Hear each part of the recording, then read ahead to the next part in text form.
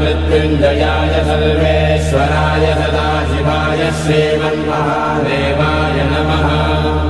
नमस्ते अस्तु भगवन् विश्वेश्वराय महादेवाय त्र्यम्बकाय त्रिपुरान्तकाय त्रिकाग्निकालाय कालाग्निरुद्राय नीलकण्ठाय मृत्युञ्जयाय सर्वेश्वराय सदाशिवाय श्रीमन्महादेवाय नमः।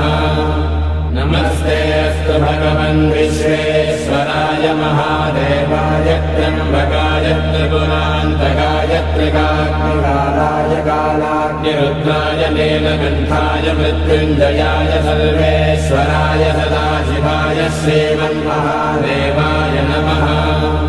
नमस्ते अस्तु भगवन् विश्वेश्वराय महादेवाय त्र्यम्बकाय त्रिपुरान्तकाय त्रिकाग्निकालाय कालाग्निरुद्राय